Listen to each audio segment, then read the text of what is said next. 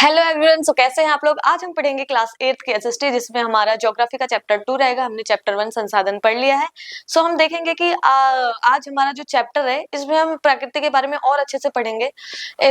आज ये चैप्टर जो है बहुत गंभीर भी है, पर हम इसको कुछ उदाहरणों के साथ समझेंगे। एक क्वेश्चन था कि आप लोगों के भी बेस्ट फ्रेंड होते होंगे, है ना, जिनसे आप बहुत सारी बातें शेयर करते होंगे। तो समझो जो हमारी पृथ्वी और प्रकृति है ना, ये भी एक बहुत अच्छे दोस्त है। ठीक है, समझो, उदाहरण के साथ समझा रही हूँ। जो हमारी पृथ्वी और प्रकृति है बहुत अच्छे दोस्त है, बहुत पुरानी दोस्ती और बहुत गहरी दोस्ती है। लेकिन इस टाइम पे इन दोनों दोस्तों में मतलब कुछ अनबन, मतलब बहुत दिक्कत आ रही है। इस दोस्ती में बहुत दिक्कत आ रही है। वो दिक्कत कौन क्रिएट कर रहे हैं? हम लोग। ठीक है, तो आओ देखते हैं कि कैसे दिक्कत क्रिएट हो रही है कहानियों के माध्यम से। देखो, भूमि भूमि के बारे में थोड़ा जाने तो इसको हम पहले एक एग्जाम्पल के साथ समझेंगे। समझो, एक आपकी फ्रेंड है जिसका नाम है सीमा, और एक लड़का है जिसका नाम है राहुल। राहुल और सीमा बचपन के दोस्त हैं। अब वो बड़े हो गए हैं, वो दोनों अपनी अपनी लाइफ में बिजी हैं। लेकिन सीमा है जो राहुल को मैसेज करती है, बात करने की कोशिश करती है, पर राहुल उसे इग्नोर करता है, बिजी हूं वैसे। ऐसा ही हमारी भूमि के साथ हमारा रिश्ता है। बहुत पुरानी दोस्ती है हमारी मिट्टी के साथ, हमारी भूमि के साथ। पर अब हम क्या कर रहे हैं? अब हम उसको इग्नोर कर रहे हैं। इग्नोर करने का मतलब हम उस पर कचरा फेंक रहे हैं। ठीक है, वो हमें दे रही है, वो हमारी इतनी पुरानी दोस्त है, मतलब उससे ही हम यहाँ पे हैं। आज आप जहां भी खड़े हो, आप उसकी वजह से ही खड़े हो, क्योंकि ज्यादातर तो हमारी पृथ्वी पे पानी है ना। तो हमारा इतना अच्छा रिश्ता जो था मिट्टी के साथ, मतलब पुरानी दोस्ती है, वो अभी बिगड़ रहा है। कैसे? क्योंकि हम उसको इग्नोर कर रहे हैं। अभी आप खुद ही सोचो, आपका एक फ्रेंड है, आपको बार बार इग्नोर करता रहेगा, तो आप उसको क्या करोगे? आप गुस्से में चले जाओगे ना, छोड़ दोगे ना। तो मिट्टी भी हमें एक दिन ऐसी, एक दिन ये भी सब खत्म हो जाएगा। तो इसलिए आपको क्या करना चाहिए? आपको पेड़ लगाना चाहिए। ठीक है, हम क्या करते हैं? हम मिट्टी पे कचरा फेंक रहे हैं, हम प्रदूषित कर रहे हैं इतनी सारी चीजें उस हिसाब से। ठीक है, तो भूमि सभी महत्वपूर्ण प्राकृतिक संसाधनों में, एक मिनट, सभी महत्वपूर्ण प्राकृतिक संसाधनों में भूमि भी शामिल है। प्राकृतिक संसाधन में क्या? हमारी जो भूमि है ये भी शामिल है। ठीक है, भूपृष्ठ के कुल क्षेत्रफल 30% भाग भूमि है। जो हमारा पूरा क्षेत्रफल है उसमें 30% हमारी भूमि भी है। ठीक है, यही नहीं, इस थोड़े से प्रतिशत के भी सभी भाग आवास योग्य नहीं है। भूमि और जलवायु के भिन्न भिन्न लक्षणों के कारण विश्व के विभिन्न भागों में जनसंख्या का वितरण असमान पाया गया है। ठीक है, उबड़ खाबड़ स्थलकृति, पर्वतों के तीव्र ढाल, मरुस्थल, सघन विरल क्षेत्र भी पाए गए हैं। मतलब एक तरह से जो हमारी भूमि है वो बहुत फैली हुई है। 30% हर जगह अलग अलग है, जहाँ पे जिस हिसाब से हमारी भूमि है उस हिसाब से हमें जनसंख्या भी मिलती है। जैसे कि अगर हम इंडिया का ले, इंडिया में हमारी जो भूमि है वो अलग अलग हिस्सों में बटी हुई है। जैसे कि जो हमारे राज्यों बटे हुए हैं, उत्तर प्रदेश में कितनी सारी, उत्तर प्रदेश की जनसंख्या देखेंगे, ठीक है, और दिल्ली की जनसंख्या देखेंगे तो दिल्ली की ज्यादा है जबकि भूमि कम है। तो उस हिसाब से बताया जा रहा है इधर हमें। ठीक है, भूमि का उपयोग क्या है? भूमि का उपयोग विभिन्न कार्यों के लिए किया जाता है, जैसे कि कृषि करना, वानिकी, खनन, सड़क, उद्योग आदि। देखो, मिट्टी से ही आज हमें जो मिल रहा है, हम ये कह सकते हैं, क्योंकि मिट्टी होगी तभी पेड़ लगेगा, पेड़ लगेगा तभी हमें ऑक्सीजन मिलेगा, ऑक्सीजन मिलेगा तभी हम जी रहे हैं। ठीक है, इतना समझ में आया? तो जो मिट्टी है वो हमारे लिए बहुत ज्यादा इंपॉर्टेंट है, जो भूमि है हमारे लिए बहुत ज्यादा इंपॉर्टेंट है। ठीक है, तो भूमि पे हम क्या करते हैं? हम कृषि करते हैं, कृषि खेती बाड़ी करते हैं, तभी तो हमें इतनी सारी चीजें मिल रही है, खाने को, पीने को। ठीक है, खेती कर रहे हैं तभी मिल रही है ना, इसलिए। तो जो भूमि है उसका उपयोग हम क्या कर सकते हैं? हम खेती कर सकते हैं। बहुत सारा उपयोग है यार, मतलब भूमि का तो हम उपयोग ही कर रहे हैं, और क्या चाहिए? इतना उपयोग किया जा रहा है। हम खनन कर सकते हैं, सड़क बना सकते हैं, उद्योग कर सकते हैं। देखो, जो हमारे पहाड़ है उसको काट के, एक तरह से वो भूमि तो है, उसको काट के वहां पे फैक्ट्रियां नहीं बनाई जा रही है, पर नहीं करना चाहिए वैसा, वो बात अलग है। पर हम उपयोग के लिए बता रही हूँ कि उपयोग किया जा रहा है भूमि का। भौतिक कारकों द्वारा निर्धारित किया जाता है, जैसे स्थलकृति, मृदा, वायु, जलवायु, खनिज, जल की उपलब्धता, मानवीय कारक द्वारा भूमि का उपयोग प्रतिरूप के महत्वपूर्ण निर्धारक है, जैसे जनसंख्या, प्रौद्योगिकी, निजी भूमि व्यक्ति के स्वामित्व में होती है। ठीक है, सामुदायिक भूमि समुदाय के स्वामित्व में होती है।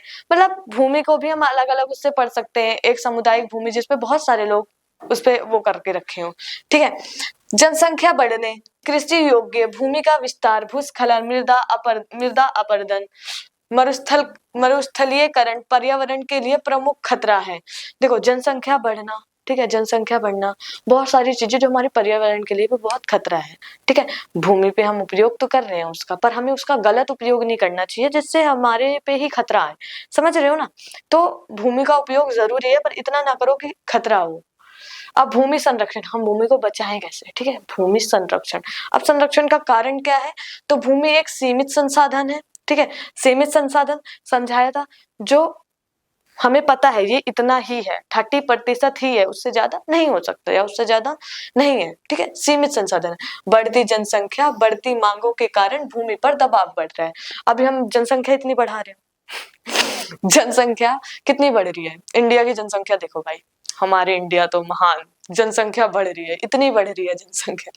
भूमि ह्रास की समस्याएं, भूमि ह्रास की समस्याएं मतलब वनोन्मूलन, अति चराई, खनन, अवैध निर्माण आदि से भूमि का क्षरण होना है। मतलब हम ज्यादा चीजें निर्मित कर रहे हैं, ज्यादा चीजों का निर्माण कर रहे हैं जो वैध भी नहीं है। ठीक है, वो उससे भी हमारी जो भूमि है वो संरक्षित हो रही है, जो हमारी भूमि है वो एक तरह से खत्म हो रही है। ठीक है, भूमि पे उसका उपयोग गलत हो रहा है एक तरह से। भूमि संरक्षण के उपाय, वनीकरण मतलब पेड़ लगाना, चराई पर नियंत्रण, खनन गतिविधियों का उचित प्रबंधन, भू सुधार के उपाय जैसे समोच्च रेखा बंधन, सोपानी खेती। सोपानी खेती अभी बताती है। सोपानी खेती समझ लो आपका दोस्त है। ठीक है, सोपानी खेती समझ लो आपका दोस्त है जो आपको बांधे रखने के लिए सीढ़ियां बना रहे हैं। मतलब सीढ़ी बना के कि हम ना हमेशा इकट्ठा रहे, हम कभी भी हमें ऐसे अचानक से कोई बहा के ना ले जाए, हम एकदम मजबूत रहे, इसलिए हम सीढ़ियां बना रहे हैं। सीढ़ियां इसलिए बना रहे हैं ताकि हमारा रिश्ता मजबूत रहे। वैसे ही सुपानी खेती होती है जिसमें जो हमारा आ गया सुपानी खेती, क्या सुपानी खेती वही होती है जिसमें हमारा रिश्ता मजबूत बना हो। ठीक है, जैसे कि जो सीढ़ियां बनती है, मैंने सुपानी खेती अभी आएगा आगे, उस पे मैंने लगाया है सुपानी खेती का। ठीक है, अब देखो मृदा, अब हम देखेंगे मृदा के बारे में। मिट्टी, मिट्टी भी बहुत ज्यादा इंपॉर्टेंट है। मिट्टी पे हम अपना पौधे वगैरह लगाते हैं। ठीक है, पृथ्वी का सबसे ऊपरी परत जो पौधों के विकास का आधार है, मृदा कहलाती है। ठीक है, जो पृथ्वी का सबसे ऊपरी परत कौन सा है? मृदा। मृदा से ही हम पौधे लगाते हैं। ठीक है, मृदा पे ही हमारे पौधे मिलते हैं। मृदा निर्माण के कारण जो मृदा है उसका निर्माण क्या हुआ? चट्टानों का अपक्ष, जलवायु, वनस्पति, सूक्ष्म जीव और समय। ठीक है, मृदा अपरदन, मृदा अपरदन क्या होता है? पानी या हवा के द्वारा मृदा की ऊपरी उपजाऊ परत का बह जाना। मृदा अपरदन मतलब जो मृदा है वो बह गई। कैसे बह गई? अभी मैंने बताया था सोपानी खेती। सोपानी खेती हम किस लिए बनाते हैं? ताकि वो जो हमारी मृदा है ना, जो हमारी मिट्टी है, वो बहे ना। और जब हमारी मिट्टी बह जा रही है तो मतलब वो मृदा अपरदन हो रहा है। ठीक है, तो मृदा अपरदन वही होता है, पानी या हवा के द्वारा मृदा की ऊपरी उपजाऊ परत बह जाना। ठीक है, अब कारण क्या हो सकता है इसका? वनोन्मूलन, अति चराई, ढलान पर अनुचित खेती, भारी वर्षा। भारी वर्षा के कारण भी जो हमारी मिट्टी है वो बह जाती है। अब मृदा संरक्षण के उपाय, जो मृदा हो रहा है वो संरक्षण होता है, उसका उपाय क्या हो सकता है? देखो सोपानी खेती, वही आ गया दोबारा से, सोपानी खेती। ढलानों को सीढ़ी नुमा आकार देना। ये देखो थोड़ा ब्लर सा दिख रहा है, पर ये सीढ़ी नुमा आकार दिया गया है।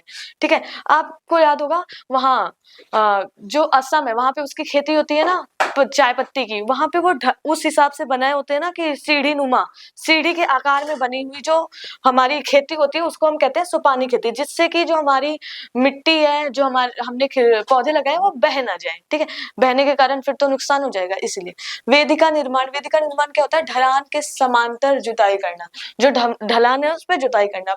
पट्टीदार खेती, पट्टीदार खेती अलग अलग फसलों को पट्टियों में उगाना। देखो अलग अलग वो पट्टी बनाई होती है, उस पे अलग अलग फसलें उगाई जाती है। इधर गाजर उगा दी, इधर आलू, कुछ भी, मतलब अपना अलग अलग कुछ भी उगा सकते हैं। वायु रोधी पेड़ लगाना, वायु रोधी पेड़ लगाना मतलब हवा की गति कम करने के लिए ऐसा पेड़ लगाना जिससे जब हवा ना बहुत तेज चलती है ना तो उसको रोकने के लिए एक ऐसा पेड़ लगाया जाता है, ठीक है, वायु रोधी पेड़ लगाना। चट्टान बांध, नालियों में बहते पानी की गति कम करना। देखो जब पानी बहता है ना, जब हम सिंचाई भी करते हैं तो हम ना बांध बनाते हैं कि वो जो पानी है बाहर भी ना जाए और इतना ज्यादा भी ना आए कि जो हमारे फसल है वो खराब हो जाए, ठीक है, वही होता है चट्टान बांध। जल, जल क्या होता है? देखो जल को समझने के लिए ना हम एक उदाहरण लेते हैं कि एक एक लड़का है और एक लड़की है, ठीक है, इसको ना एक सीन सोचो, एक लड़का है राहुल और एक लड़की है अनाया, ठीक है, दोनों बहुत अच्छे फ्रेंड है। पर जो अनाया ना वो अपनी सारी बातें राहुल को बताती है, सारी बातें, जो भी बात होती है छोटी से छोटी बातें हमेशा जो राहुल है वो लेता है, मतलब कभी देता नहीं है, कभी अपनी बातें नहीं बताता। वैसे ही हम जल के साथ कर रहे हैं, हम क्या, हम सिर्फ पानी पी रहे हैं, ठीक है, हम पानी पी रहे हैं और हम कुछ कर नहीं रहे उसके लिए, ठीक है, वही होता है कि जैसे हम नल जो है हमारी टोटी उसको हम बंद नहीं रखते हैं, तो आप जब भी एक फ्रेंड की तरह सोचना कि वो आपको पानी आपके पास आ रहा है, आप कपड़े धुल रहे हो, आप पी रहे हो, आप बर्तन धुल रहे हो, जो भी कर रहे हो पानी से तो सारा काम होता है।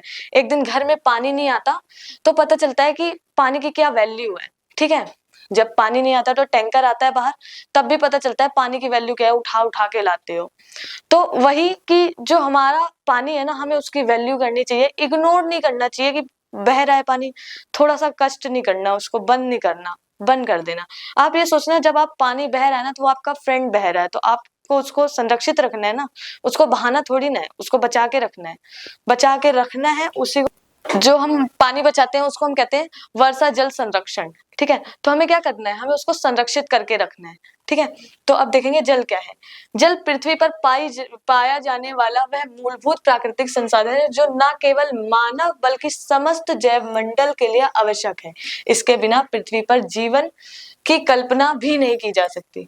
मतलब पानी के बिना आप जी भी नहीं सकते हो। आप क्या, जैव मंडल में जितने भी हैं, ठीक है, कोई भी नहीं जी सकता, कोई जीव जंतु कुछ भी बिना पानी के कोई नहीं जी सकता। तो हमारे लिए बहुत ज्यादा महत्वपूर्ण है, जो पृथ्वी पे पानी है वो बहुत ज्यादा महत्वपूर्ण है।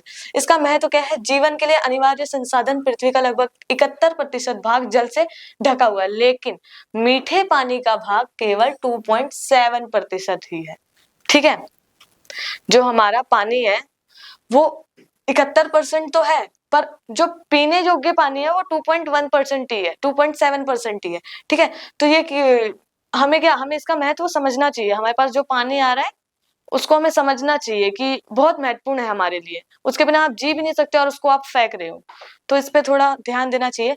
जल की कमी के कारण क्या हो सकता है, असमान वितरण और अस्थिर वर्षा, बढ़ती जनसंख्या, शहरीकरण और औद्योगिकरण, ठीक है, जल प्रदूषण जैसे औद्योगिक और कृषि अपशिष्ट, अति दोहन, जल स्तर का नीचे जाना, ठीक है, बहुत सारे कारण है जिसकी वजह से हमारा जल कम हो रहा है। हम इतना प्रदूषण कर रहे हैं, जल प्रदूषण हो रहा है, हम नदियों को दूषित कर रहे हैं जिससे हम पानी पीते हैं, ठीक है। अब जो हमारी नदी दूषित है उसको हमें फिल्टर करके पीना पड़ रहा है पानी। सोच सकते हैं जो हम ऐसे ही पानी पी सकते हैं उसको हमें फिल्टर करके पानी पीना पड़ रहा है, तो बहुत बड़ी बात है। जल संरक्षण के उपाय, तो ये देखो वही आ गया, छत के वर्षा जल संरक्षण क्या होता है, वर्षा जल संरक्षण वही होता है छत के पानी को इकट्ठा करना, बांधों और टंकियों का निर्माण करना, सिंचाई की आधुनिक विधियां, ठीक है, जैसे कि ड्रिप सिंचाई, स्प्रिंकलर का उपयोग करना, जल का पुनः चक्रण और पुनः प्रयोग करना, नदियों और जलाशयों को प्रदूषण से बचाना। अब देखो ये टैंक है, ठीक है, हम पानी को एकत्रित कर रखे होते हैं, फिर जब टैंक खुलता है तो पानी आता है, आराम आराम से पानी आता है, इसलिए अचानक से ही, ठीक है, तो हमें उसको संरक्षित करके रखना है। छत पे हमें पानी बचाना चाहिए, ठीक है, हम टंकी लगा देते हैं, ये देखो बांध।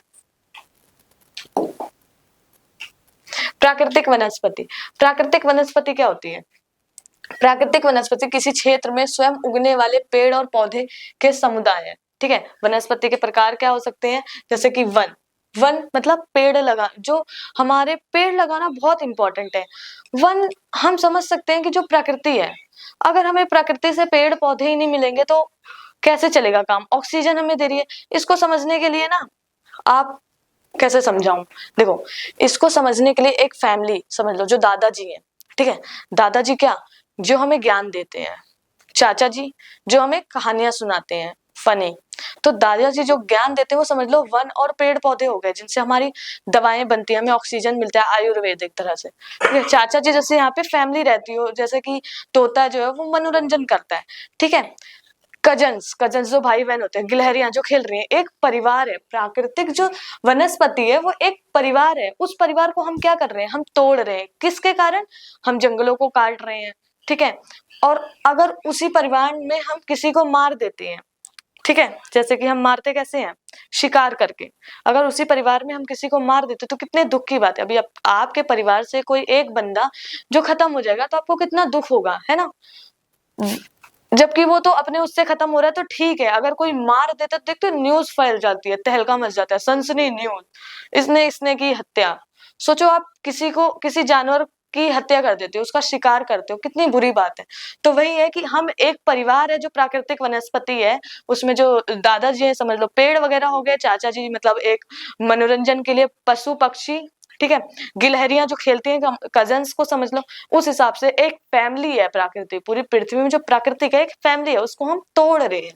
ठीक है, वनस्पति के प्रकार, वन फॉरेस्ट, घने वन, उष्ण कटिबंधीय, शंकुधारी वन आदि, मतलब बहुत सारा घना जंगल टाइप। ठीक है, घास का मैदान, ठीक है, कंटीली झाड़ियां, ट्रुंडा वनस्पति ध्रुवीय क्षेत्रों में पाया जाता है। ठीक है, संरक्षण के उपाय क्या है इसके, वन संरक्षण एवं वनीकरण, जो हमें वन है उसको हमें संरक्षण करना चाहिए। ठीक है, प्राकृतिक वनस्पति को अगर हमें बचाना है तो हमें क्या करना चाहिए, हमें वन संरक्षण करना चाहिए, वन को बचाना चाहिए। राष्ट्रीय उद्यान, वन जीव अभयारण्य, बायोस्फीयर रिजर्व बनाना। एक तरह से राष्ट्रीय उद्यान मतलब एक ऐसी जगह जहाँ पे 60% या उससे अधिक हम जानवरों और एक ऐसा जंगल बनाते हैं जहाँ पे रह रहे हैं। ठीक है, वही होता है। तो हमें राष्ट्रीय उद्यान बनाना चाहिए नेशनल। सामुदायिक भागीदारी, जैसे कि चिपको आंदोलन हुआ था, सामुदायिक भागीदारी एक चिपको आंदोलन हुआ था। थोड़ा चिपको आंदोलन के बारे में समझाती हूँ। देखो, चिपको आंदोलन एक ऐसा आंदोलन था जो उत्तराखंड में हुआ था। उत्तराखंड में ये पता है कैसे हुआ था, लोगों ने ना पहले ना सरकार से मांग की थी कि हमें ना यहाँ पे ना पेड़ काट के हमें औजार दे दो, हम पेड़ काट के कुछ खेती करेंगे। ठीक है, तो सरकार ने उस टाइम पे मना कर दिया, और कुछ समय बाद वहां पे कुछ लोगों ने मतलब कुछ समय बाद वहां पे सरकार ने फैक्ट्री बनाने के लिए आदेश दे दिया, हाँ बोल दिया, और वहां पे पेड़ कटने शुरू हो गए। तो वहां पे ना 27 महिलाएं जिन्होंने पेड़ को हक करके, मतलब ऐसे चिपकाना मतलब हक करके उसको खड़े हो गए थे और कहा कि नहीं, हम ये नहीं करने देंगे। उसी को कहते हैं चिपको आंदोलन। तो एक तरह से सामुदायिक भागीदारी है, जो पेड़ को नहीं काटने देना है वो वाला। ठीक है, वन्य जीव, वन जीव उन सभी जानवरों, पक्षियों, कीड़े मकोड़े और जलीय जीवों को कहते हैं जो जंगलों, पहाड़ों, मैदानों, नदियों, समुद्रों स्वतंत्र रूप से रहते हैं। जो स्वतंत्र रूप से रहते हैं वही होते हैं वन्य जीव। ठीक है, और प्राकृतिक वातावरण में अपना जीवन यापन करते हैं। प्राकृतिक वातावरण वही होता है जो अभी मतलब एक जंगल, जहाँ पे एकदम प्राकृतिक, जो भी हमें प्रकृति द्वारा प्राप्त है उसमें हम खुल के रह रहे हो, वही है हमारा वन्य जीव। ठीक है, महत्व क्या है इसका, पारिस्थितिक तंत्र का संतुलन बनाए रखने, भोजन श्रृंखला, वैज्ञानिक शोध, आनंद और सौंदर्य के लिए आवश्यक है ये। ठीक है, खतरे का कारण, आवास मतलब इसका निवास होना एक शहरीकरण की वजह से, शिकार और अवैध व्यापार, वही मैं कह रही हूँ, शिकार हम इतना कर रहे हैं कि वो खत्म हो रहे हैं सारे जानवर। कितने सारे जानवर तो अब देखने को ही नहीं मिलते। पहले दादी दादा बताते हैं कि पहले इतने जानवर होते थे कि घर के बाहर भी जानवर आते जाते थे रात में जब बंदा सो जाता था। अब तो जानवर को देखने को नहीं मिलेगा कुत्ते के अलावा। प्रदूषण इतना किया जा रहा है कि खुद ही मर रहे हैं इतने सारे पशु पक्षी वगैरह, है ना। जलवायु परिवर्तन के कारण भी हमारा वो हो रहा है। अब इसका संरक्षण का उपाय क्या है, संरक्षण का उपाय यही है, वन्य जीव संरक्षण अधिनियम लागू करना। जो हमारा वन्य जीव संरक्षण अधिनियम शायद 1980 में हुआ था, 74 में वन्य जीव संरक्षण अधिनियम 1974 में किया गया था।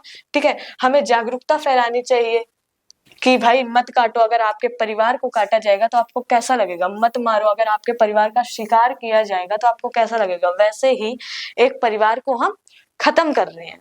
ठीक है, संरक्षित क्षेत्र जैसे कि राष्ट्रीय उद्यान, ठीक है, अभी मैंने बताया राष्ट्रीय उद्यान, वन्य जीव अभयारण्य, बायोस्फीयर रिजर्व। देखो, राष्ट्रीय उद्यान क्या है, जहां पौधे और जानवर को उनके प्राकृतिक वातावरण में संरक्षित किया जाता है, जैसे कॉर्बेट राष्ट्रीय उद्यान है, कॉर्बेट राष्ट्रीय उद्यान। वन्य जीव अभयारण्य क्या है? यहाँ जानवरों के शिकार पर प्रतिबंध होकर लेकिन कुछ मानवीय गतिविधियां अनुमान्य होती हैं। ठीक है। बायोस्फीयर रिजर्व क्या होता है? जीवों, पौधों और स्थानीय समुदायों के संरक्षण के लिए बड़े क्षेत्र जैसे नीलगिरी और सुंदरवन। हमें संरक्षित करने के लिए ना कुछ क्षेत्र भी बनाए हैं, ऐसा नहीं है कि हम बुरा ही कर रहे हैं।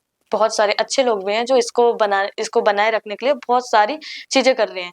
अब तो आप उस पे देखोगे जो सोशल मीडिया है, बहुत सारे लोग हैं जो कमेंट पे भी आपका कमेंट, अगर आप कमेंट करोगे तो आपके नाम से एक पौधा लगाएंगे। वैसे बहुत सारे लोग कमेंट करते हैं और उनके नाम से पौधे लग रहे हैं और इतने पौधे लगा रहे हैं। तो कुछ लोग हैं जो अच्छा करने की कोशिश में हैं कि जो हमारी पृथ्वी है वो नष्ट ना हो इतनी जल्दी। ठीक है। सतत पोषणीय विकास। सतत पोषणीय विकास एक ऐसा है, एक दोस्त के माध्यम से समझते हैं। समझ लो 2 दोस्त हैं जो अच्छे से रह रहे हैं, पर ऐसा नहीं है कि वो सिर्फ जिस टाइम है उसी टाइम के लिए ही सोच रहे हैं। हम फ्यूचर के बारे में भी सोचते हैं। अभी आपके दोस्त होंगे, आप दोनों ये भी तो सोचोगे फ्यूचर में भी हम अच्छे से पढ़ाई करें, लिखाई करें, फ्यूचर में भी हम दोनों साथ में जो बनेंगे। ठीक है। फ्यूचर का जो सोचते हैं वही होते हैं असली दोस्त। वैसे ही सतत पोषणीय विकास है जो मतलब फ्यूचर का सोचती है। अभी आप प्रकृति का अच्छे से मजा ले रहे हो, ठीक है, आप पेड़ों की छाया में बैठे, तो आप नहीं चाहोगे आपके बच्चे भी पेड़ों की छाया में बैठेंगे, पेड़ काट दोगे, ऐसा नहीं है ना। तो सतत पोषणीय विकास वही होता है जो भविष्य के बारे में भी सोचे। ठीक है। इसका अर्थ क्या है? वर्तमान की आवश्यकताओं को पूरा करते हुए भविष्य की पीढ़ियों की आवश्यकताओं से समझौता ना करना। ठीक है। हमें क्यों जरूरी है? क्योंकि प्राकृतिक संसाधन सीमित है, जैसे पेट्रोल वगैरह, कोयला वगैरह, सीमित मात्रा में, तो हमें इतना उपयोग नहीं करना चाहिए कि वो खत्म हो जाए। ठीक है। प्रदूषण और ग्लोबल वार्मिंग, पृथ्वी का तापमान बढ़ रहा है जो खतरनाक है, तो हमें प्रदूषण नहीं करना वरना सब खत्म हो सकता है, ताकि भविष्य में आने वाली पीढ़ियां भी हमारी प्रकृति का आनंद ले सके और अपनी जरूरतें पूरी कर सके। ठीक है। तो हमें जो है सतत पोषणीय विकास के बारे में सोचना चाहिए, ताकि आप भविष्य में भी जो आप मजा ले रहे हैं आपके बच्चे और आपकी आने वाले जो भी पीढ़ियां हैं वो ले सके। आप अकेले नहीं हो। ठीक है। आगे भी बहुत सारे लोग आने वाले हैं। आज के लिए इतना ही, मिलते हैं नेक्स्ट वीडियो में। Thank you.